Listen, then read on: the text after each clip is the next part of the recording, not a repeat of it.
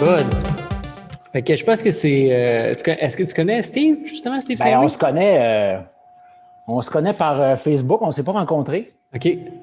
mais on a bien connecté, là, dans le sens où on a Ouais. les mêmes passions, je dirais, là, en tout cas, à certains niveaux. Donc, À quel niveau? Au niveau de l'armée, puis ouais, ces ben affaires-là? oui, ouais.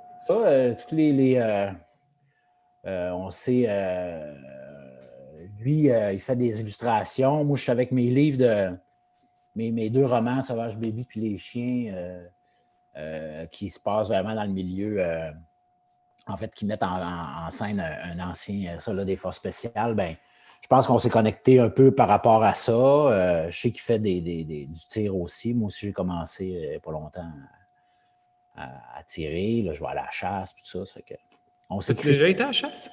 Ou c'est ta première fois? Ça va être ma première fois. J'ai chassé à carabine à plomb quand j'étais kid. OK. C'était pas de la vraie chasse. C'est quoi que tu chassais?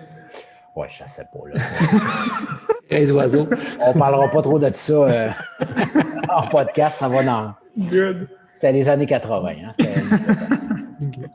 Hein? D'habitude, nous, on fait des podcasts d'environ 1 heure. Là. Je ne sais pas quel temps que tu avais devant toi. Là, Ouais, écoute, moi, t'avais marqué jusqu'à 3h30. Il faut juste que j'aille chercher des livres pour mon site web. Là. OK. Voici 3h30, c'est bien cool. Là. 3 heures, comme Parfait. il n'y a pas de Et stress. qu'est-ce qui fait que tu as eu envie de commencer à chasser?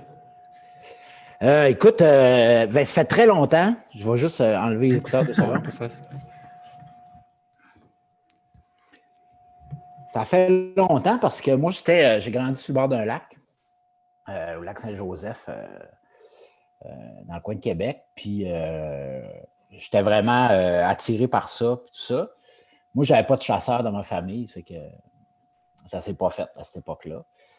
Puis, je suis venu m'installer à Montréal. J'ai étudié à l'École nationale. J'ai comme mis tout un peu un pan de ma jeunesse de côté, tu sais, tout ce qui avait rapport un peu à la nature, puis tout ça, j'ai comme mis ça un peu de côté. Puis c'est revenu depuis quelques années avec les ultramarathons, les courses que je fais en montagne. J'ai vraiment reconnecté avec cette partie-là de moi que j'avais comme mis un peu de côté pour le travail, pour vivre d'autres expériences, faire d'autres choses de ma vie. Puis là, la chasse, ben, c'est revenu aussi. C'est beaucoup un rapport direct avec la nourriture, aussi avec l'élevage industriel qui ne fait pas de sens. Tu sais, c'est ma façon.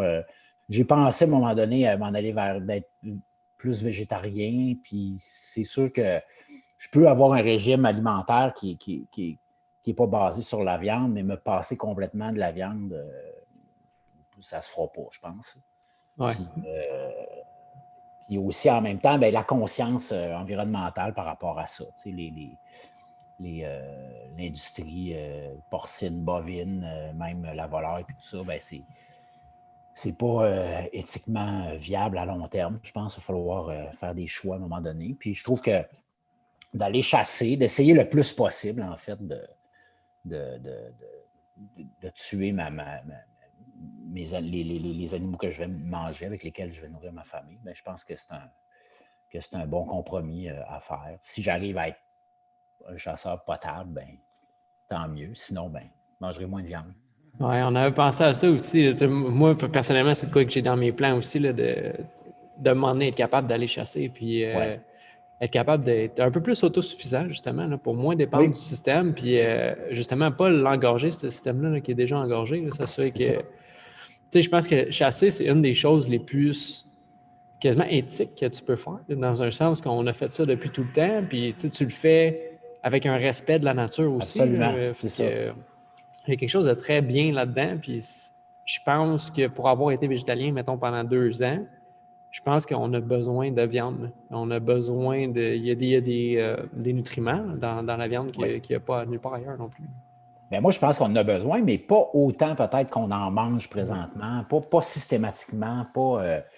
Puis effectivement, tu sais, d'un point de vue, moi, c'est sûr que le genre de chasse que je veux faire, c'est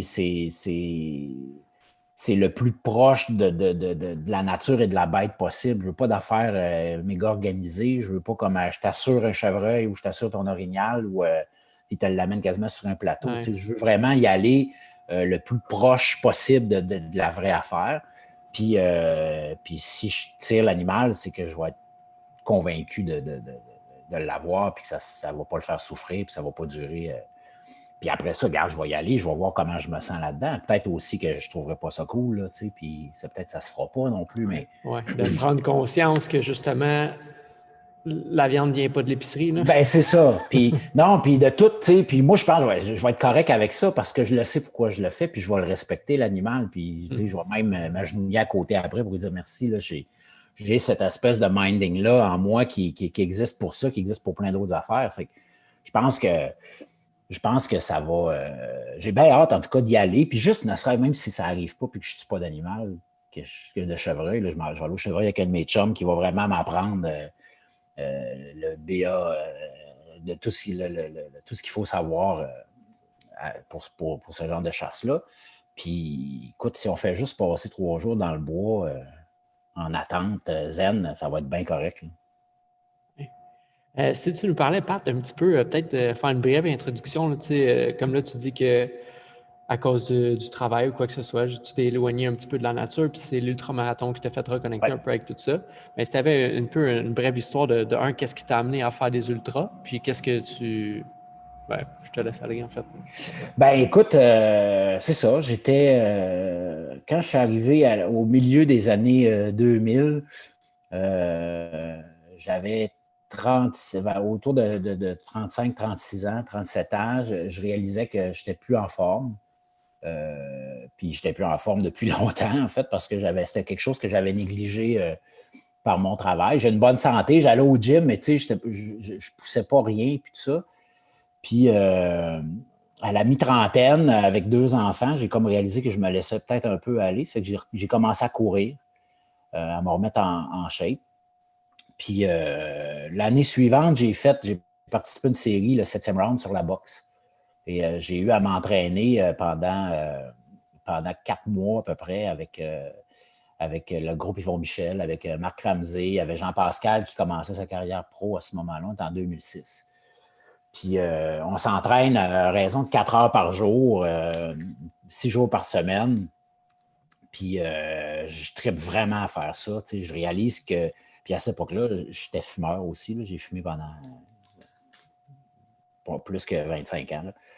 Donc, je réalisais qu'à mi-trentaine, fumeur, j'étais quand même capable de me pousser puis de m'amener ailleurs ou à des endroits où je n'étais jamais allé dans l'effort physique et tout ça. Et j'étais un amateur de boxe. Maintenant, la série n'a pas été reportée à l'écran pour une 2e saison. C'est que je me suis retrouvé un peu en manque de me pousser, de me dépasser, de m'entraîner. Puis là, ben, c'est là que j'ai poussé un peu plus la course. J'ai commencé vraiment à aimer de plus en plus ça. J'ai commencé à aller courir en sentier. D'abord au parc Michel-Chartrand. Bon, c'est un petit sentier bien basique, mais après ça, je suis allé au Mont-Saint-Bruno. Puis tranquillement, j'ai découvert autour moi, je suis sur la rive sud de Montréal. Ben, j'ai découvert Mont-Saint-Bruno, j'ai découvert le Mont-Saint-Hilaire. J'ai commencé à m'entraîner là. J'ai découvert qu'il existait des ultramarathons. Ça, des ultras, ben, ça commence à 50 km, puis ça se rend... Il n'y a comme plus de limite, là. Maintenant, ça s'est rendu fou raide. Moi, le plus long que j'ai fait à date, c'est 335 km. Et ça, c'est vraiment venu me chercher, vraiment venu allumer ma passion pour ce genre de course-là, de l'entraînement, de partir pendant 20, 30, 40, 80 heures dans le bois à courir. Courir après quoi, je ne sais pas. Mais me pousser là-dedans. Puis c'est ça qui m'a comme ramené un peu à quand j'étais jeune, parce que tu sais, quand j'étais kid, je restais sur le bord d'un lac. L'été, je me baignais, je faisais du ski nautique, de la planche à voile. L'hiver, il n'y avait presque personne autour. Moi, j'étais dans les années 70, 80. Il y avait les estivants qui arrivaient au mois de fin mai, début juin, puis qui repartaient début septembre. Fait que sinon, ben mes amis proches étaient quand même loin. Il n'y avait pas d'Internet, il n'y avait pas de... J'étais comme quelqu'un qui jouait avec mes chiens, j'allais dans le bois, j'avais ma carabine à plomb, tu sais, Fait que c'est quelque chose que j'avais coupé puis que j'ai redécouvert un peu à partir des heures dans le bois, ben, ce que je faisais quand j'avais 9, 10, 11, 12, 13 ans, bien là, je l'ai refait à partir de la quarantaine, puis de manière encore plus...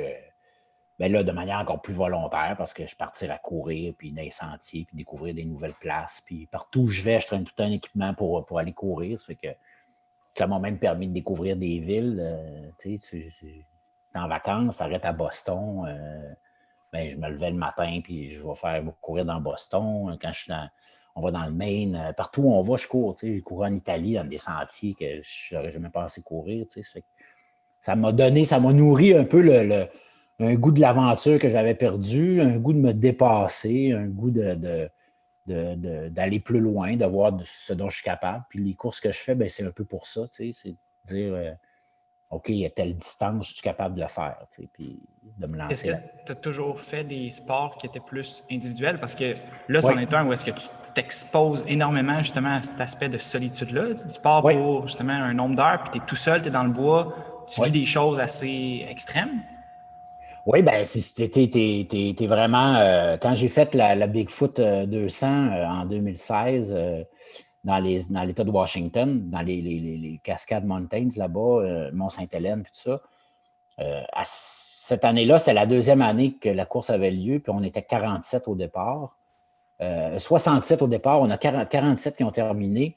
J'ai passé 3 jours et demi à courir presque tout seul dans le bois. Il y a des stations d'aide, naturellement, mais des fois, entre 2 stations d'aide, ça peut passer 6-7 heures. Là, fait que tu gères ta nourriture que tu traînes avec toi, ton eau, tu es vraiment tout seul avec toi-même. Puis, c'est pas de la survie parce que oui, il y a un aspect de danger. Il peut arriver des accidents, tu peux te perdre, tu peux. Là-bas, la faune n'était quand même pas trop inquiétante, mais j'ai vu tantôt une vidéo justement d'un gars qui s'est fait stalker par un lion de montagne pendant 6 minutes, puis il s'est filmé. Là. Tu veux pas que ça t'arrive. Je pense que ce gars-là aussi, il disait qu'il le sentait. Que tu sens qu'il y a une énergie qui te regarde. Il me semble, où j'ai entendu ça sur Joe Rogan, mais il y a vraiment quelque chose, là, quand ces animaux-là te prennent comme cible, là, il y a quelque chose qui change. Oui, je pense que oui, je pense qu'on est capable de le sentir. Puis ça, ça m'est jamais arrivé. J'ai vu des ours, notamment en Virginie, tout ça, mais des ours noirs, c'est quand même moins inquiétant. Ce n'est pas les ours les plus agressifs. Là. Mais c'est ça, il y a comme quelque chose, puis il y a quelque chose de reconnecté. Tu pars, tu es en short, en t-shirt, tu as des running, tu as un sac à dos avec de quoi te tirer d'affaire si jamais ça va mal. Mais tu es tout seul, puis ça a quelque chose pour moi de bien important. Puis là, depuis quelques années, je traîne des blessures, j'ai fait moins de courses. Là, j'ai l'impression un peu de rouler sur du vieux stock, là, parce que la dernière course qui m'a allumé vraiment, c'était en 2016 que je l'ai terminé. Là. Ça fait que là, j'essaie cette année, on oublie ça pour pas mal plein d'affaires. Mais on espère qu'en 2021, en tout cas, au moins, je vais essayer de faire de quoi, si c'est impossible d'aller aux États-Unis encore, d'essayer de faire de quoi au Canada, là, parce qu'il y a plein de belles courses sur la côte ouest. C'était quoi ton moment, mettons, le plus difficile dans une course? Y en a-tu un en particulier qui t'a vraiment shaké? Ça va être à un moment donné la fatigue. Il ne m'est jamais arrivé rien, je touche du bois, là, mais il ne m'est jamais arrivé rien de. Puis j'ai pas d'histoire d'horreur non plus qui est arrivé à d'autres coureurs dans des courses, des grosses courses officielles, que ce soit l'UTMB ou Tant mieux. Tant mieux. C'est ça, on n'en veut pas, on n'en souhaite pas. Ouais. Non, je te dirais qu'à un moment donné, ce qui devient tough, c'est la fatigue, c'est le pourquoi, c'est tellement simple d'arrêter aussi. Ça m'est arrivé d'abandonner, puis à chaque fois, je m'en suis voulu parce que tu te fais à croire qu'il faut que tu arrêtes. Mais t'arrêtes, t'arrêtes juste parce que tu es écœuré, puis que mentalement, tu n'es plus apte à te gérer, je dirais, là, à faire. Physiquement, quand tu es entraîné comme il faut, tu es capable de passer à travers. Ça fait mal anyway. Là, ça fait que... Mais c'est vraiment mentalement que ça lâche. Mais c'est facile de lâcher. Tu es là, tu es tout seul, il fait chaud, il fait froid, tu as soif, tu as faim, tu es fatigué, tu as mal partout. C'est facile de te dire hey, regarde, l'année prochaine, je reviendrai puis je le ferai. Puis si tu tombes dans ce minding-là, tu es fait, c'est sûr. T'sais. Fait que moi, j'essaie puis ça m'est arrivé, je trouve, à mon goût, trop de fois, mais c'est normal, ça arrive. Là, parce que si mentalement, tu n'es n'es pas vraiment on the edge, on target, c'est sûr que tu vas avoir une tendance à vouloir lâcher. Là. Comment tu fais pour te préparer à ça? Parce que tu ne dois pas partir pour disons comme tantôt tu dis un 340 km, tu ne vas pas partir pour un 300 km juste pour te mettre dans le mindset de ce que tu vas être. Non. Ben, c'est des entraînements, c'est de faire... moi, je cours à peu près, peu importe la température. Là encore, là, c'est vraiment ma blessure qui m'a comme depuis 2 ans, je te dirais vraiment, qui m'a retenu un peu à faire comme je faisais avant.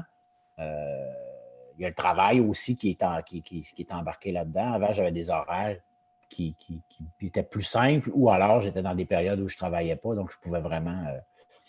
là, ça a été un peu plus compliqué. Puis il y a la blessure, mais sinon, je cours peu importe la température, qu'il fasse chaud, qu'il fasse froid. Puis, tu sais, j'ai une tendance à, si mettons, je pars puis je dis je vais aller courir un 15 km, bien, souvent, ça finissait par 18 ou faire OK, je vais pousser un petit peu plus. Puis ça, bien, j'en enchaînais plusieurs dans la semaine. Il y a une époque où j'allais travailler à TVA, de chez nous à TVA, c'est 16 km. Je partais le matin, j'allais travailler, puis je revenais le soir. Tu sais, je pouvais le faire peut-être 1-2 fois par semaine, plus aller courir dans le bois, tout ça. Ça fait que je me faisais des bonnes semaines. Puis ça, bien, ça te prépare justement à affronter les moments où ça va être difficile dans une course. Tu sais, quand tu te lèves le dimanche matin à 4 heures du matin, puis qu'il fait moins 25, tu t'en vas courir 3 heures pour être à l'heure, pour déjeuner avec toute ta gang le matin, bien, c'est pas le fun nécessairement, mais sauf que quand tu es dans une course, tu es écœuré, tu es en plein milieu de nulle part, des montagnes de l'État de Washington, puis tu as envie de dropper, mais tu fais hey, rappelle-toi au mois de février, quand tu t'es levé à 4 heures pour aller courir, puis là, tu fais OK, non, je ne vais pas lâcher. Je me suis pas écœuré au mois de février, au mois de mars pour abandonner ici. Tu sais. J'imagine que c'est un mindset aussi que tu développes pas juste à la course. Tu sais. Tu cherches à avoir ce mindset-là au quotidien, là, dans Partout. tout ce que tu fais. Là, tu sais, c'est toi qui se développe à chaque minute de ta vie, là, pas juste dans tes entraînements. Là, oui, il faut j'essaie de l'appliquer. Bien, j'essaie pas, je l'applique tout le temps, surtout dans l'écriture. Tu sais, moi, depuis des années, quand je suis devenu acteur, mon rêve de base, c'était de devenir acteur. Mais à un moment donné, est arrivé aussi celui d'être écrivain. Puis même l'écrivain a pris le dessus à une certaine époque. Mon désir d'écrire des livres, des romans est devenu plus fort. Moi, je pense personnellement que j'ai un tempérament plus d'écrivain que d'acteur, mais à un moment donné, l'écrivain, je l'ai mis un peu de côté, puis je n'avais pas la discipline qui était nécessaire. Puis par la course, ça m'a ramené à ça, puis j'ai fait la discipline que j'ai comme coureur, bien, si je l'applique à ma vie de tous les jours, ben ça peut me permettre de faire bien des affaires. Tu sais, j'ai des affaires que je n'osais pas faire ou que je n'aurais pas faites ou que maintenant je peux faire parce que je me dis, ben si tu veux le faire, tu trouves le moment de le faire puis tu le fais. Puis écrire des livres, ben c'est ça. Tu sais, moi, maintenant, mes livres, je les écris, je me lève à 4 heures le matin puis j'écris jusqu'à 7 heures le matin. Puis ça, c'est tous les jours, 7 jours par semaine quand je suis en écriture d'un roman. Puis ça, c'est la course qui m'a amené à avoir cette discipline-là. Avant, quand j'étais plus jeune, c'était l'inspiration. Puis là, tu t'assois, tu commences à écrire, ça ne fonctionne pas. Bof, je vais passer à d'autres choses. Encore là, c'est facile. Là, quand tu écris un livre, à un moment donné, c'est sûr que ça ne marche plus, puis que c'est plus fun, puis que tu as l'impression que c'est plate. Puis... Mais il faut que tu continues, puis tu écris. Puis chaque jour, tu te lèves, puis tu rajoutes 200, 300, des fois 1000 mots. Tu sais, puis en bout de ligne, ben, tu arrives et tu fais « Ah, je suis passé à travers. » Mais il faut que tu t'accroches, il faut que tu y ailles, puis c'est jour après jour après jour. Puis moi, j'essaie de pas que j'essaie, j'arrête pas d'écrire quand vraiment je suis parti dans mon flow parce que j'ai peur que si je saute une journée, que s'installe une espèce de, en guillemets, de paresse intellectuelle ou que j'arrive puis que je relise un peu trop en arrière, puis que je fasse « Ah, c'est pas bon », puis que je reparte à zéro. J'essaie de même pas lire ce que j'ai écrit, à part le dernier paragraphe, mettons, là, pour juste reprendre le fil, mais... Est-ce que tu as déjà lu le travail de Steven Pressfield, de War of Art? Non, je veux le commander. Commande-le en audio. Oui. Ouais. Mm-hmm. Ouais, c'est vraiment un texte qui est super simple, mais qui illustre extrêmement bien ce que tu viens de dire. Tu sais, de l'inertie, du fait d'arrêter quelque chose que tu penses qui est bien. Tu sais, c'est vrai qu'il y a beaucoup, beaucoup d'énergie qui te retient parfois à t'asseoir le matin, à dire qu'aujourd'hui, c'est pas une bonne journée ou que l'inspiration n'est pas là, mais tu sais, juste de t'asseoir puis de le faire quand même. C'est ça. Et tu laisses place à justement, tu sais, c'est 200, 300, 1000 mots qui sont comme chuchotés à l'oreille par je ne sais qui. T'sais. Non, mais c'est ça. Puis tu vois, quand je fais ça, souvent je fais rire. Puis là, j'essaie de ne pas le dire parce que je le dis moins, mais là, je vais le raconter juste comme exemple. Quand je me lève puis pour écrire, ben, j'ai vraiment un rituel qui est bien établi. J'ai préparé ma cafetière la veille, je la pars, je vais ouvrir mon ordinateur, j'allume ma lumière dans mon bureau, puis je reviens dans la cuisine, puis en attendant que mon café soit prêt, je fais 50 push-ups. Puis après ça, mon café est prêt, je vais me rasseoir, je vais commencer à écrire. Puis là, à un moment donné, ben, à 5h15, 5h30, je vais me faire un autre café, puis je refais 50 push-ups en attendant mon café. Mais au début, tu n'as pas le temps, à un moment donné, tu te lèves, il est 4h15 du matin, là, 50 push-ups, tu n'as pas le goût de les faire, mais je me dis, fais-les, ça va, c'est 50 push-ups, un café. À un moment donné, tu ne réalises pas que j'en fais, là, je suis rendu à 50, puis je fais, je me rends à 70, puis là, j'en rajoute 20 d'un coup. Puis, à la fin, ben, tu es rendu à, c'est un café, 80 push-ups, la shot. Mais si tu sautes une coupe de matin, puis tu dis, OK, à matin, je repars avec mes 50 push-ups, à 30, tu es brûlé, tu es jeté. Fait que si tu le fais tous les jours, même quand tu n'as pas le goût, que ça ne te tente pas, à un moment donné, ça devient comme une habitude, puis ça se fait comme presque rien. Puis c'est pas 50 push-ups qui fait que je vais être en forme, mais c'est juste comme ça part le matin, ça fait circuler le sang, ça t'allume, ça te réveille. Puis moi, c'est 50. Ça peut être quelqu'un qui est capable d'en faire 20, il en fait 20. Là, c'est vraiment juste. Mais c'est ça, c'est de faire les choses, de faire la patente, juste même si ça paraît que ça n'a aucun sens. Là, tu dis à quelqu'un, moi, pour avoir un café, il faut que je fasse 50 push-ups. C'est absurde. Mais... Ouais, ben nous autres, on ne trouve pas bien étrange de faire ça. Non, mais tu sais, on n'a pas. Ça nous gêne pas d'aller payer 6$ pour avoir un café. Tu sais. Ouais. Ben, tu sais, ça, justement, moi, chez Starbucks, je suis prêt à faire un deal avec Starbucks. Je rentre chez Starbucks, je fais 50 push-ups, tu me donnes un café, puis bye-bye. Ouais. C'est-tu déjà arrivé? Non. Je vais laisser du pourboire quand même. Est-ce que ça mettrait le monde en forme pour vrai? Ben, tu sais. Mais ça, tu sais, ça que tu parles, justement, là, le fait de faire la patente, là, ben, c'est parce que la journée que tu le fais pas, là, ben, c'est encore plus facile de ne pas le faire le lendemain, puis le surlendemain, puis le surlendemain, puis là, tu tombes dans un pattern de ce que tu n'as pas envie d'être, tu sais. Ben, c'est ça. Puis c'est vraiment facile de... C'est difficile d'instaurer... Ben, c'est pas si difficile d'instaurer une discipline dans l'effort physique ou même dans la lecture. Mais quand ça ne te tente pas, il faut que tu le fasses pareil. Parce qu'effectivement, du moment que tu prends une routine, ou j'aime pas le mot routine, là, parce que c'est ennuyant, mais en tout cas pour moi, mais discipline, quand tu t'instaures une discipline, puis si, comme mettons, Jocko Willink va dire, si tu sors out of the path, ben c'est dur après ça de revenir, effectivement. Ouais. Parce que c'est Il y a une affaire qui dit aussi, tu parles de path, justement, comme quoi que on ne sait pas trop c'est quoi de path, mais tu le sais quand tu es sorti de là. Oh oui, ça prend pas grand-chose. Tu le sais quand tu reviens dessus, mais c'est dur de définir c'est quoi, sauf que chaque personne, comme individuellement, a son chemin, c'est ça. On le sait, tu sais. Oui. Puis tu le sais très bien toi-même, puis si tu es honnête avec toi-même, puis moi aussi, là, je débarque des fois. Là, puis on débarque tout. Là, je fais comme, c'est que tu n'es plus dedans. Là. Présentement, je me sens pas mal moins dedans que je l'ai déjà été. Là, je travaille tranquillement dans... Mais en même temps, je te dis ça, je travaille dans ma tête, mais je n'ai pas besoin de travailler dans ma tête, c'est juste demain matin ou là, tu de faire, OK, ça vient de finir là. Tu commences maintenant, puis tu repars. Puis quand tu fais ça, tu arrives à quelque chose. Mais c'est sûr que si tu dis, demain matin, je commence. Demain matin, facile, toujours. Comme... Après-demain, je vais y aller. Ça arrive jamais, ce moment-là. C'est ça. Je lisais sur ton blog un article que tu avais écrit il y a quelques années, puis justement, tu avais cité Jocko Willink. Quelle influence qu'il y a eu, Jocko, sur peut-être ta façon de voir l'entraînement ou ta façon, justement, tu parles de discipline. Ce gars-là, je pense, niveau discipline, il peut tout nous en apprendre. Alors, lui, il est imbattable. Là. Je veux dire, c'est... Bien, outre le fait que je trouve son podcast super intéressant. Plus depuis, là, on dirait que depuis il parle beaucoup de leadership, puis il y a beaucoup de discussions là-dessus. Puis à un moment donné, je suis un peu. J'aime plus quand il va rencontrer des vétérans, puis qu'il va parler qu'il lit des histoires, pas des histoires inventées, mais des livres. Puis le leadership, moi, j'ai appris beaucoup de choses aussi par rapport au leadership, mais je trouve que là, il y en a beaucoup depuis quelques temps. Je trouve ça peut-être un peu redondant, mais moi, ce qui m'a appris beaucoup, c'est à être que toute part de moi, tu sais, que c'est moi qui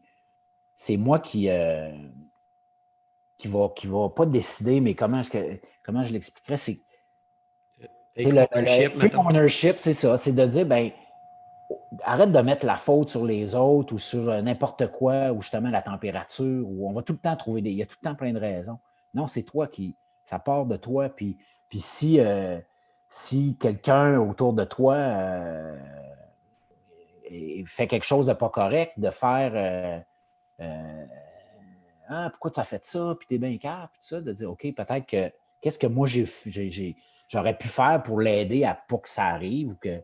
Donc, tu sais, sans vouloir prendre la faute de l'univers entier sur ses épaules, ben, il y a une façon d'aborder la vie, son espèce de vidéo sur Good, tu sais, quand il arrive quelque chose, juste de dire, moi j'ai un peu tweaké ça, puis là je dis pas juste Good, moi je dis All Good, là. C'est un peu un clin d'œil que je fais à ça, mais effectivement, puis c'est sûr que c'est pas facile, tu sais, il arrive une catastrophe de dire OK, good. Des fois, c'est tough, mais en même temps, tu fais, ben si ça arrive, ben je vais m'en servir pour avancer plutôt que de me. Oui, parce que tu sais, c'est quoi l'autre solution? C'est de t'apitoyer sur ton sort puis de te dire, ben là, je suis un peu victime de ça. Tu sais, tu pognes un accident, ça peut être de la faute de la personne en avant, mais tu es tout de même dire que c'était de ta faute, puis la prochaine fois, ben, tu feras plus attention. Tu sais. Oui, c'est pas bien, mal la moins personne en frustrant. avant, tu sais, c'est ça, la personne en avant, elle freine. Bien, puis là, tu rentres dedans, puis tu fais, ouais, mais t'as freiné. Ouais, mais toi, tu faisais quoi? Étais-tu trop proche? J'écoutais des podcasts. T'étais-tu trop proche? T'étais-tu dans la lune? T'as-tu jeté un coup d'œil sur ton téléphone? T'as-tu, tu sais?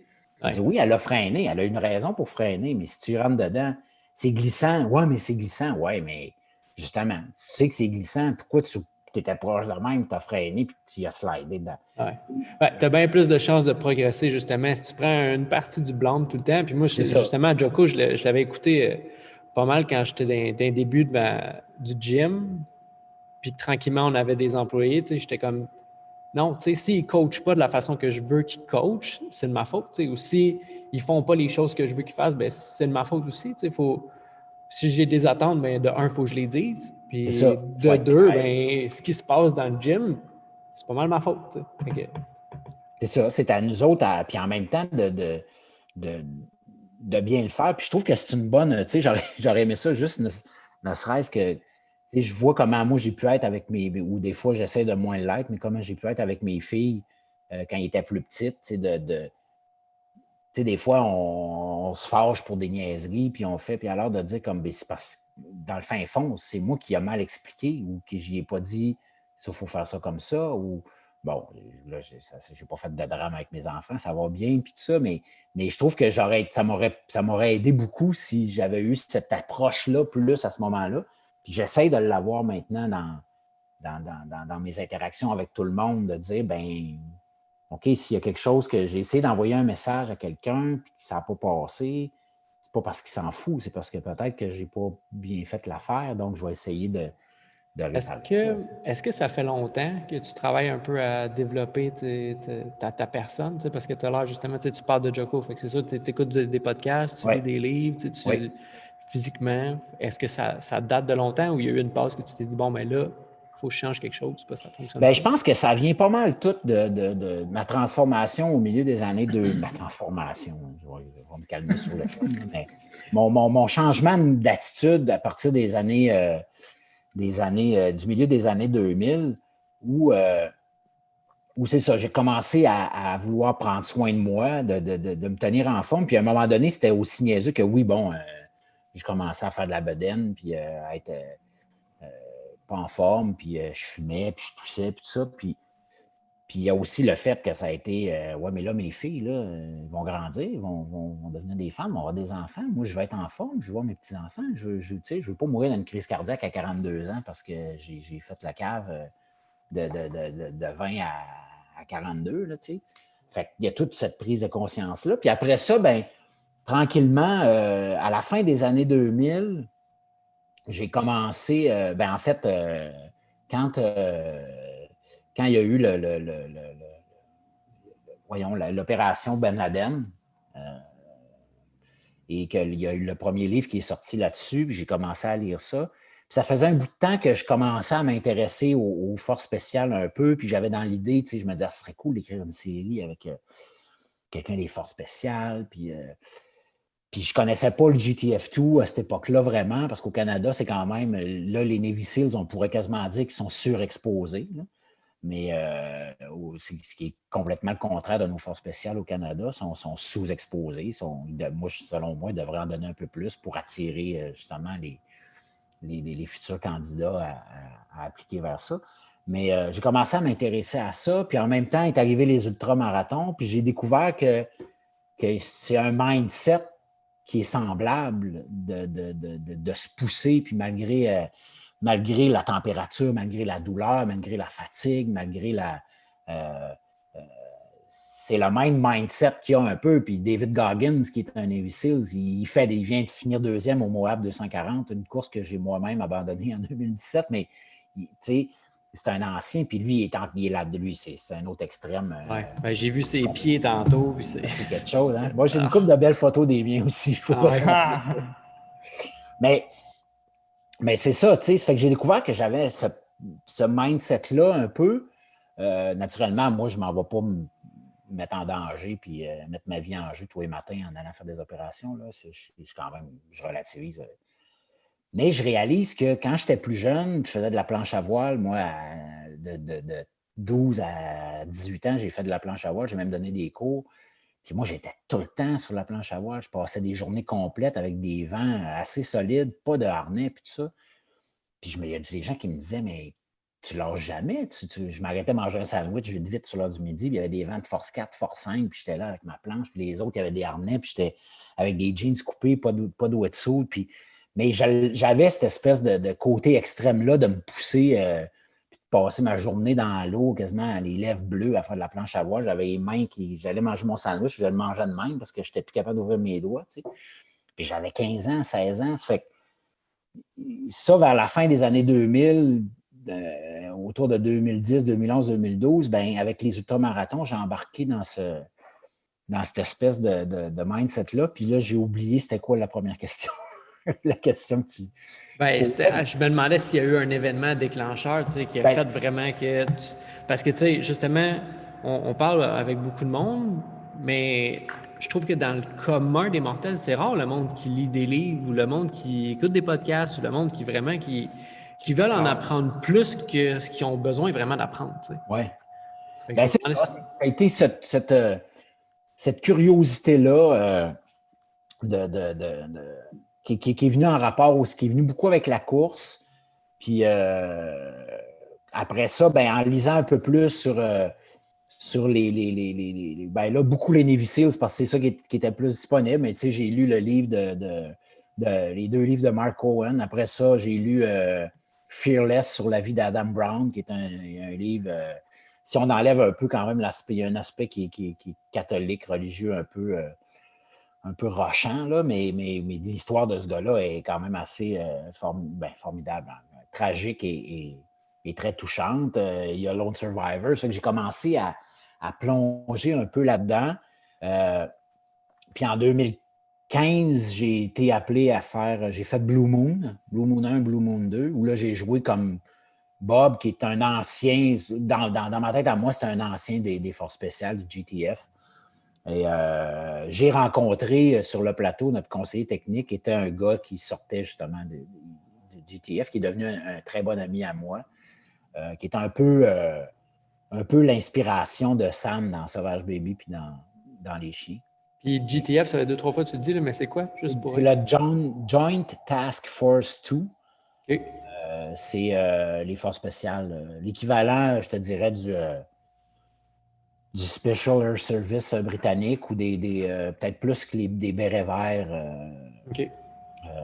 américains que puis les SEALs aussi. Là. Je veux dire, ils font des opérations conjointes. Là, c'est pas rare qu'un gars des gars des Forces spéciales canadiennes aillent dans une équipe des Forces spéciales américaines, SEALs ou whatever. Puis, donc, c'est un peu tes rôles à l'écran qui t'ont amené à t'intéresser beaucoup sur, mettons, ces ben, ce rôle-là m'a amené à rencontrer mon chum, puis ça a vraiment cliqué.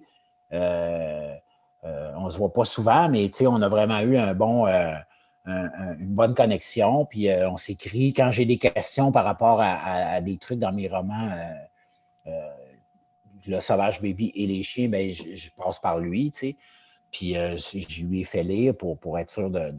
Naturellement, j'écris de la fiction, puis c'est pas une façon de me dédouaner puis d'écrire n'importe quoi, mais je reste que je m'amuse avec ça aussi. Là. J'invente des patentes, mais j'essaie d'être le plus vrai possible par rapport à ces gars-là parce que j'ai une admiration pour eux autres, puis tout ça. Donc, mais oui, le rôle dans Blue Moon m'a amené à rencontrer directement quelqu'un, à pouvoir discuter avec, à pouvoir plonger un peu plus dans cet univers-là, en connaître un peu plus sur ce que sont les Forces spéciales canadiennes. Puis voilà, c'est vraiment quelque chose pour lequel j'ai beaucoup de respect, beaucoup d'admiration. Souvent, je dis, mais là, c'est sûr que c'est de la spéculation, mais c'est sûr que si j'avais 17-18 ans aujourd'hui, je prendrais probablement un chemin différent. C'est sûr que j'essaierais de passer par là. Qu'est-ce qui t'inspire comme le plus chez ces gens-là qui mettent un peu leur propre personne en danger pour sauver des gens qu'ils ne connaissent pas? Ben, c'est ça, je trouve, moi. C'est cette espèce de côté protecteur, de côté prêt à se sacrifier pour sauver les autres. Puis j'ai les pompiers aussi. J'ai un ami, le gars avec qui je vais aller chasser, il est pompier. J'ai mon bon ami Serge Dessureau qui est malheureusement décédé, qui était pompier aussi. Puis c'est des gens... J'admire ça. Quand il y a un feu, les gens courent par là, mais les pompiers, ils courent dans le feu. Ben, au détriment de tout ce qui peut arriver. J'en parlais encore en fin de semaine avec mes filles puis ma blonde du 11 septembre, de dire qu'il y a des pompiers, des policiers qui montaient dans le tour en sachant très bien qu'ils ne redescendraient jamais, mais qui ont tout fait pour aller sortir du monde qui était pris en haut.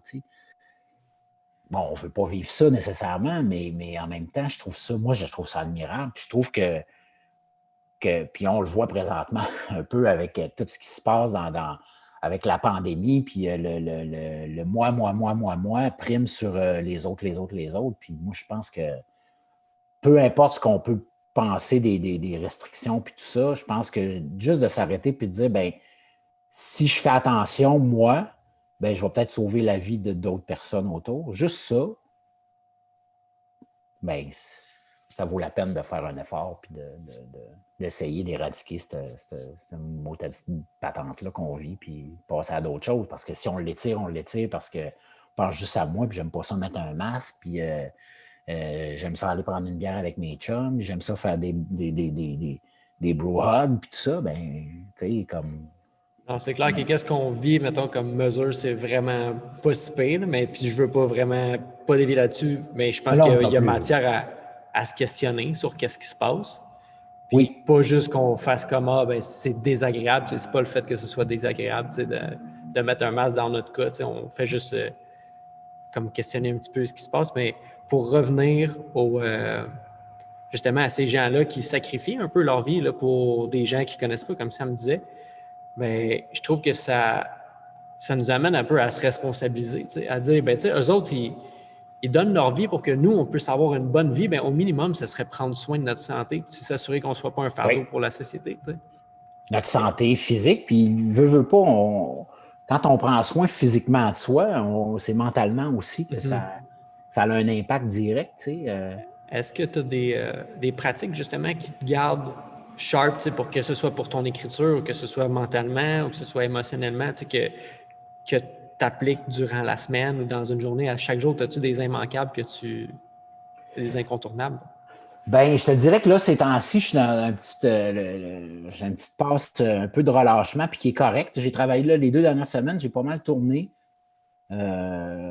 Puis pendant tout l'hiver dernier, puis une bonne partie du premier confinement, j'étais en écriture back-à-back tous les jours. Même si j'ai pas fait tant d'affaires que ça, je suis fatigué. Tu sais, j'ai comme. Fait que là, j'ai profité un peu, puis là, je tournais mi-jour, minuit. Fait que je commençais genre à 11 h le matin, puis je finissais à minuit, 1 h le soir. Fait que ça, cet horaire-là, qui n'est pas un horaire qui est parfaitement à adapté 4 pour heures. moi. Là, ouais, c'est ça. C'est pas l'horaire le plus extraordinaire pour moi, mais là, je suis comme un peu, comme je disais tantôt, j'étais un peu à côté de mon chemin, de mon sentier. En général, j'essaie de méditer. J'ai mon petit coin pour méditer, puis prendre un petit. Puis ça, c'est 10 minutes. Là, tu sais, je fais pas des cures de méditation de 2-3 heures. Là. C'est vraiment juste prendre le temps de me déposer, puis de faire le vide. Souvent, je vais le faire en courant. Moi, je suis quand même, je cours avec des amis des fois, mais la plupart du temps, je préfère courir seul. C'est rare que j'écoute de la musique ou des podcasts justement en courant parce que c'est un moment pour moi où je peux juste être avec moi-même, dans ma tête, puis réfléchir, méditer aussi, prendre le temps de m'apaiser. Puis ça, ben, c'est particulièrement vrai quand je vais dans le bois. Je te dirais qu'une journée comme aujourd'hui, avec la pluie, là, un matin, je ne pouvais pas y aller, j'avais d'autres choses, mais moi, j'adore cette température-là pour courir quand il pleut dans le bois avec la pluie, la bouette, les feuilles. C'est comme quelque chose, pour moi, c'est vraiment très, très zen, là, très reposant. Ça fait que ça fait partie des petites habitudes que j'ai. Sinon, ben, comme je te dis, c'est vraiment une discipline de tenir mes affaires que je me dis de faire, puis Puis côté, mettons, nutrition, as-tu quelque chose que tu suis un peu ou tu sais, c'est. je fais du jeûne intermittent le plus souvent possible. Je te dirais, là encore, là, avec l'horaire mi-jour, minuit, c'était un peu compliqué là, parce que C'est pas évident. c'était pas évident. Tu sais, j'arrivais le matin à midi, puis là, c'est l'heure pour moi de dîner, mais c'était pas ça. Puis ça fait que ça, c'était comme plus dur à adapter. Puis c'est moi qui l'ai échappé aussi. Là, puis je pense que j'ai un peu abdiqué là-dessus. Là. C'est vraiment de ma faute. Là, mais en général, j'arrête de manger vers 7-8 heures le soir. Puis le lendemain, ben, ça peut aller jusqu'à. Ben, ça va à midi. Là, en général, 11 h midi. Je fais un 16-8. Puis, mais souvent, je déborde. Je me rends à 18 facile. Là. Même 20. Puis, je m'entraîne à jeun pareil. Puis, j'ai vraiment pas de trouble avec ça. Pas en tout. Même courir. Courir l'équivalent d'un demi-marathon à jeun, ça pose pas de problème. Là. Aller au gym 2 heures, je suis correct. Tu sais. C'est fou de voir comment est-ce que le corps s'adapte. Le corps, il s'adapte, puis c'est assez surprenant. À un moment donné, c'est sûr qu'il y a toute une petite passe où tu as faim, puis tu penses que, OK, là, je suis plus capable, mais tu bois de l'eau ou tu passes à d'autres choses. Là. Fait que ça, je fais ça, puis ben, je mange. Mon problème, c'est pas tant ce que je mange, c'est combien j'en mange. Je suis un bon mangeur, fait que ça, il faut que je fasse attention à mes portions, puis à mes cravings de chocolat puis de sucré le soir. Là, ça, c'est ce qu'il y a de pire. Mais quand je fais quand je fais mon jeûne intermittent, puis j'ai une application sur mon téléphone, puis je pars le timer, moi, je pense que j'ai besoin vraiment d'avoir des balises. Fait que quand je le fais, puis que je sais que, mettons, à 6h30 le soir, j'ai fini de souper, j'ai fini de manger, puis je décide, je pars mon timer sur mon app jusqu'au lendemain, puis qu'à 9h moins 10, j'ai comme le goût de 2-3 biscuits ou 4-5 biscuits au chocolat. Ben, j'ai parti mon affaire, ça fait que j'y toucherai pas. Tu sais. Ouais. Si je ne l'ai pas parti, j'ai comme un peu plus de misère à être. Ouais. Ben, c'est tough. Tu sais, moi aussi, on dirait que, tu sais, comme là, je jeûne, puis là, je me suis dit, j'allais jeûner jusqu'à vendredi soir. Mais, tu sais, vendredi soir, c'est vague, là. Moi, ça se peut qu'à 4 heures, j'ai le goût de manger ou, tu sais, Ouais. ben, tu sais, une demi-heure avant, ou 2 heures avant. C'est pas... Ouais, c'est ça. Il faut vraiment, quand quand on a des objectifs précis, en fait, c'est ça. Souvent, c'est avoir un objectif précis, puis de se dire, ben, je vais me rendre là. Tu sais, je m'en suis rendu compte à la course dernièrement. Il y a deux fins de semaine, ça fait 6 ans que je fais un 24 heures pour ramasser de l'argent pour la fondation du Centre jeunesse de la Montérégie. Puis bon, on va enlever le concept de la blessure. Là. Ça était là, puis je le savais, puis que ça n'allait pas être facile. Elle était là les 2 dernières années aussi. Mais les autres années avant, je faisais des courses, puis j'avais des objectifs précis en tête. Ça fait que quand je faisais mes courses, puis que j'atteignais mes objectifs, ben je me préparais en conséquence. Puis quand j'arrivais à mon 24 heures à la mi-septembre, ben j'étais entraîné. Puis là, je me disais, OK, au 24 heures, je vais essayer de faire tant, tout ça. Puis j'y arrivais parce que j'étais focusé, puis j'étais entraîné pour ça. Là, cette année, j'avais pas beaucoup de courses de prévues parce que je voulais prendre ça un peu cool pour ma blessure. Puis là, ben, avec la pandémie, tout c'était à peu près arrêté.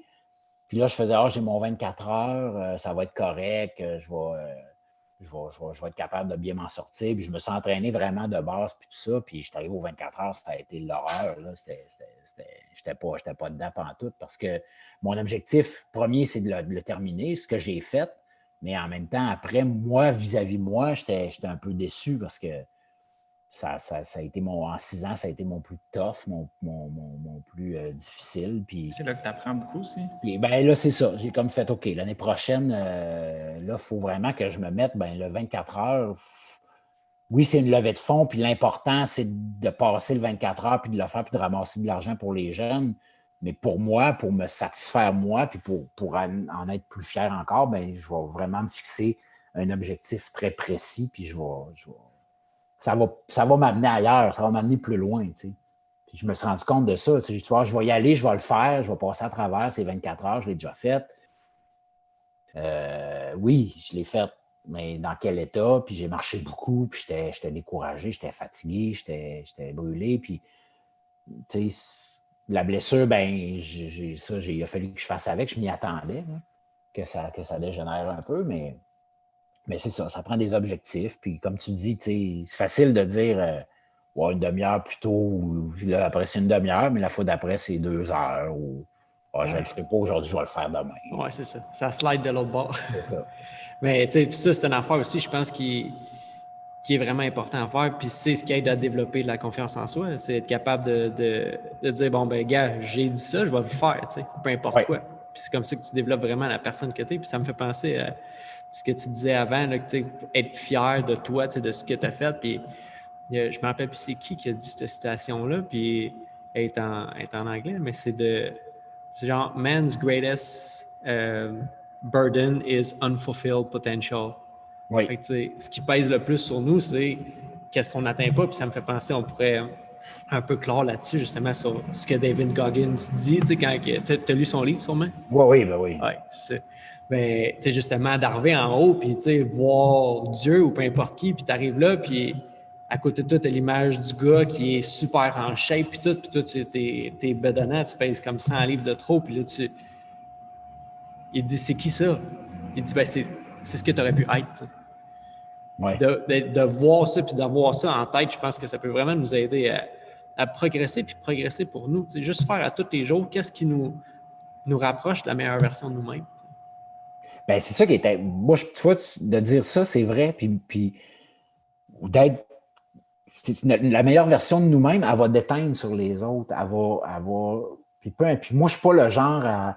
Tu sais, j'impose rien à mes filles dans la mesure où je me dis, ben, elles me voient faire, elles me voient aller. Si je donne l'exemple, ben, peut-être pas là parce qu'elles ne sont pas là-dedans, puis ils sont jeunes encore, puis ça vient pas les. Mais peut-être que dans 10 ans, 15 ans, 20 ans, quand je ne serai plus là, ils vont faire hey, papa, il faisait ça, lui, puis ça va leur donner le goût. Puis il y a des gens qui m'écrivent, qui me voient. Je ne suis pas un coureur d'élite, mais tu sais, je fais mes courses, je fais mes affaires. Puis je sais qu'il y a des gens qui m'ont écrit pour dire hey, merci parce que ça m'a donné le goût, moi, de me lever puis d'aller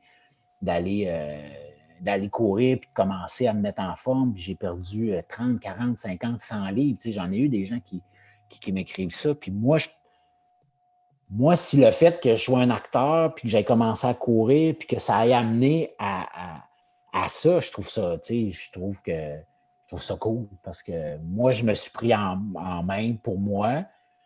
Puis cette répercussion-là, cette affaire-là, par mon statut de personnalité publique, entre guillemets, a débordé vers des gens qui qui n'auraient peut-être pas fait ça s'ils ne m'avaient pas vu le faire. Puis là, tout d'un coup, ils sont en forme. Puis, peut-être, tu ne le fais pas pour ça non plus. Tu fais des choses que tu penses qui sont bien, puis tant mieux si ça inspire des gens à justement se prendre en main, mais on n'attend pas, disons, ça pour faire ce qu'on pense qui est bien. Donc, non, mais c'est ça. Ça, c'est comme une accolade de plus. Oui, c'est juste comme c'est un thumbs up de dire, ben gars, ça vaut la peine parce que moi, non seulement je me mets en forme, mais il y a une personne qui me voit passer puis qui fait ça a l'air cool ou il est en forme, 52 ans, moi, je pourrais peut-être en faire un peu, puis que ça part, puis que là, tu vois, il y a du monde qui ben, puis effectivement, je le fais pas pour ça, puis je me prends pas pour David Goggins, puis je suis pas un motivateur, puis je suis pas là pour dire je vais pas bullshiter personne, là, tu sais. Moi, je l'ai fait pour moi parce que ça me fait du bien, parce que ça me clarifie l'esprit, je me sens bien. Puis je me trouve, des fois, je me trouve poche. Puis des fois, j'ai peur justement que les gens pensent que je fais ça pour show off. Puis c'est pas pantoute, là. C'est vraiment. Mais tant mieux si, par mon statut, comme je dis, ben ça rejaillit puis que ça motive un peu certaines personnes. Ou ben, comme moi, je trouve ça super le fun. Puis c'est un beau. Ouais, puis ça, c'est les histoires que tu connais, mais il y a tellement encore plus d'histoires que tu connaîtras probablement jamais, mais que tu as eu un impact qui était vraiment grand. Puis peu importe que tu sois une personnalité ou que tu n'en sois pas une, juste la façon de vivre ta vie, comme tu l'as dit tantôt, ça peut tellement influencer les autres d'une façon que tu n'auras jamais comme conscience. En fait, c'est sûr et certain que ça influence les autres. Ben Puis on ne peut pas penser autrement que c'est pas grave, dans le fond, c'est juste moi, je me nuis juste à moi. Non, tu nuis à tout le monde qui te regarde et qui te voit, ou t'aides tout le monde que tu vois et qui te regarde. C'est un ou l'autre. C'est ça. Là, ce qu'on fait va rejaillir en bien ou en mal. Si on fait du mal, ben ça a une répercussion. Puis si on se comporte bien, on fait bien les choses, on fait attention aux autres, si on est compatissant, si on est à l'écoute, ben ça, veut pas, ça. Tantôt, Pat, je t'ai posé la question à savoir c'était quoi ton moment le plus difficile pendant tes courses, mais peut-être qu'on pourrait conclure sur ça a été quoi ton moment, disons, le plus beau, ton meilleur moment? Qu'est-ce qui t'a le plus transformé ou justement un moment où est-ce que tu échangerais contre rien au monde? Ben, je vais te dire, quand j'ai terminé le Bigfoot 200, 335 km, j'ai été parti. En fait, on était parti là-bas pour cette course-là, mais on avait jumelé ça avec des vacances de famille dans le coin de Portland, en Oregon. Puis moi, j'avais dit, ma blonde puis mes filles sont venues me conduire au départ. Puis là, je leur ai dit, ben, pendant 3-4 jours, faites vos affaires, tu sais, puis on se retrouve après. Puis après ça, on avait comme 2 semaines de vacances ensemble à se promener partout. Puis, eux autres, ils pouvaient suivre naturellement la course j'avais comme un spot device sur le sac. Donc, tout le monde pouvait suivre la course, l'évolution de la course. Et quand je suis arrivé au bout de 3 jours et demi, ben, ma blonde et mes filles m'attendaient. On terminait dans la piste d'athlétisme d'une école secondaire à Randall, dans l'État de Washington. Alors, quand tu finis la course, tu arrives, puis tu rentres sur la piste d'athlétisme, puis tu fais le tour de 400 mètres pour passer l'arche. Fait que le dernier 400 mètres est sur une piste d'athlétisme. Puis quand je suis arrivé, ben, ma blonde et mes 3 filles m'attendaient. Ils étaient habillés en course, puis ils ont couru ce 400 mètres-là avec moi pour passer l'arche. Ce moment-là, pour moi, reste. J'ai fait l'UTMB, j'ai fait le Vermont, j'en ai fait une couple de courses, puis plusieurs en solo. Mais c'est arrivé là avec ma blonde et mes filles, après 3 jours et demi dans le bois de même. Ma blonde, après, elle dit hey, c'est vraiment chiant là, de te faire courir un 400 mètres comme ça. Puis je dis c'est le plus beau 400 mètres de ma vie que j'ai couru avec vous autres. Là, c'était tellement comme un moment. J'ai fini cette course-là que pendant la course, je voulais arrêter. J'espérais me fouler une cheville pour qu'il m'arrête au médical. Mais tu sais, de bûcher cette course-là puis d'arriver au bout, puis d'avoir cette finale-là avec la famille. C'est vrai que ça doit être un sacré moment. 3 jours et demi dans le bois. Non, c'était... Puis tu sais, j'ai fait mon l'UTMB, je l'ai fait en 2014, puis je suis allé là tout seul. C'est-à-dire sans la famille, sans ma blonde, sans mes filles. Puis c'était une super course que je referais demain matin sans problème.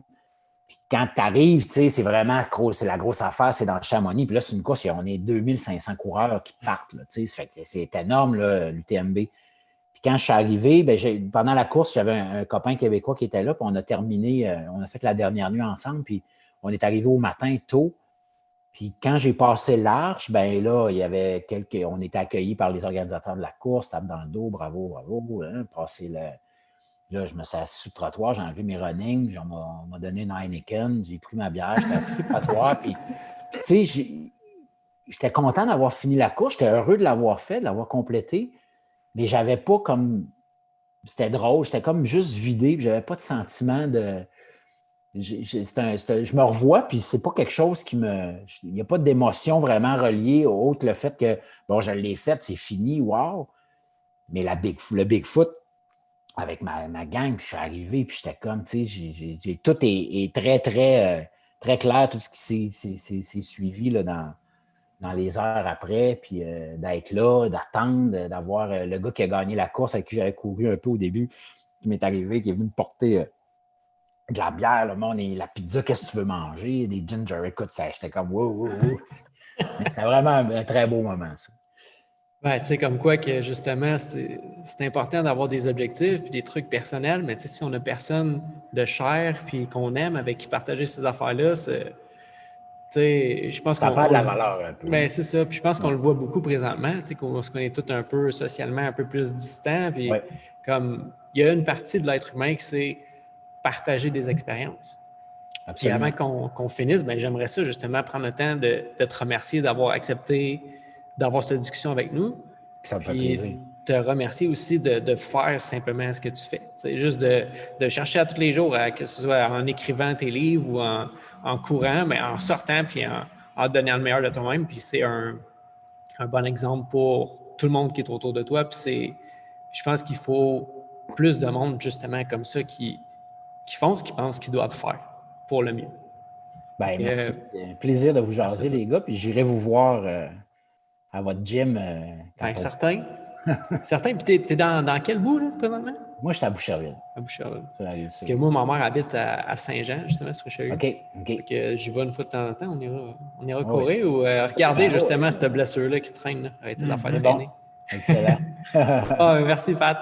Bonne journée. Avant qu'on finisse, excuse, est-ce qu'il y a un endroit où que les gens peuvent te rejoindre ou les livres, qu'est-ce qui se passe présentement? C'est ça.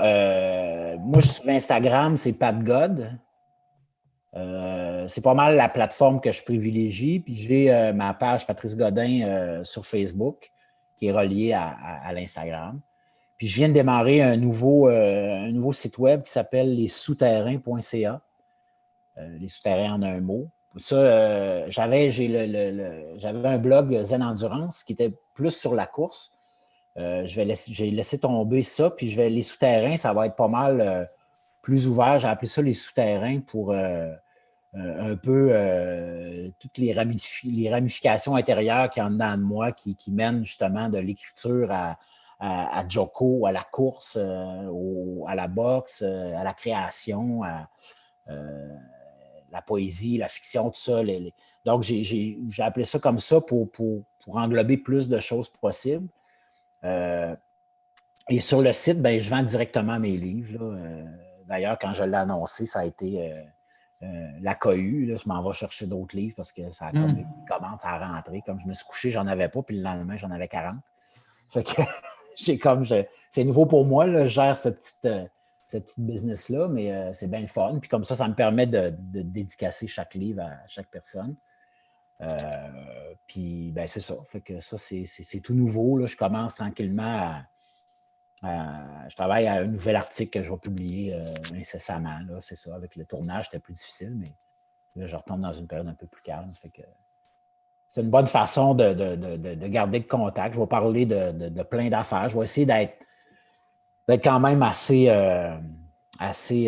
régulier sur cette plateforme-là. Là. Zen Endurance, il était un peu tombé un peu, pas dans l'oubli, mais en désuétude un peu. Après la mort de mon ami Serge, ça a comme été le dernier article. Puis je dirais que je n'avais pas comme le goût de mettre un autre article après celui-là. Puis comme la course, ben, elle s'est un petit peu tassée par la force des choses. Puis il y a d'autres affaires qui sont embarquées. J'ai décidé de partir d'autres choses, une autre plateforme, puis de voir. Puis peut-être, éventuellement, j'aimerais ça partir un podcast aussi, puis l'intégrer à ça, là, mais... Bonne idée. J'oserai ensemble. Ah oui, on s'en fera on se fera un inverse, mais on essaiera de le faire en vrai. Oui, c'est ça. Ça va rajouter quelque chose. Ça va revenir. Oui, certain. Bon, merci, Pat. Hey, merci, les gars. Bonne journée. Ciao. Bye bye, vous aussi.